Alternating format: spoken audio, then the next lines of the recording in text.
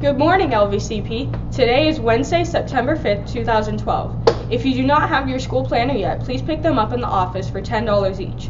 Don't forget the football game against Valley Christian at 7:30 at LHS, the volleyball games against CSD at 4 p.m. at Junction, and the soccer game against St. Elizabeth at 4 p.m. all on Thursday. Now on to advisory. Hey LVCP, for those of you who don't know me, I'm Miss Kelly, your principal, and I'm here to talk to you today about the LVCP dress code policy. The dress code policy exists for a few reasons. One is to ensure safety on campus. Another is to ensure that dress code or the lack of dress code doesn't become distracting during class. The policy itself actually was developed by our school site council, which is made up of teachers, parents, and students if they wish to attend, and it's a group decision, and my job is to enforce that group decision. So before anybody gets into trouble, we thought perhaps we should share the rules with you. The rules are quite simple. During school hours and also during any school-sponsored events, the dress code is in place. So that means even after school in a school event. So let's say you're off campus with the Model United Nations, then it applies. Let's say that you're at a practice, it still applies. And we'll leave it to the coaches or teacher coordinators to enforce it. So here it goes. You must wear clothing and shoes that are appropriate for the weather and for fully participating in school activities.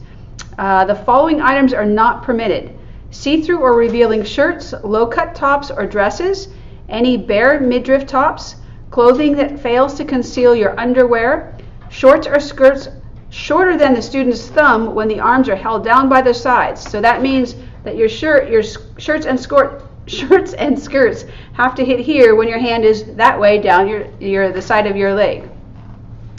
Logo wear that represents hate images, hate speech, discrimination, gangs, illegal substances, contraband like alcohol or drugs, illegal drugs, weapons.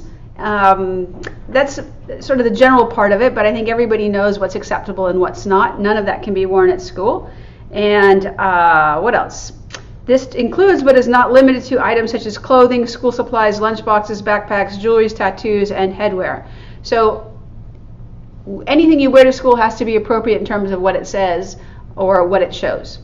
No shoes greater than 3 inches tall or shoes with heels like or with wheels like the wheelies for skating around campus.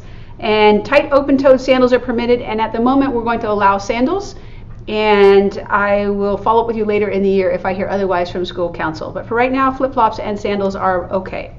Pajamas or slippers are never allowed, and that includes the long pants that are sort of the plaid baggy pajama bottoms. Those are never allowed to school.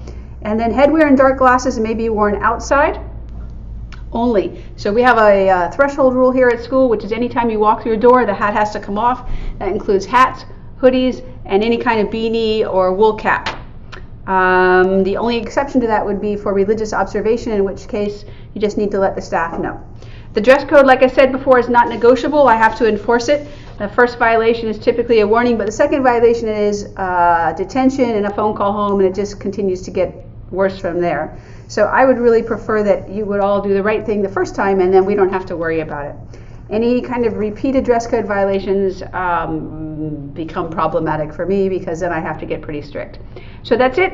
Please respect yourself. Please respect LVCP.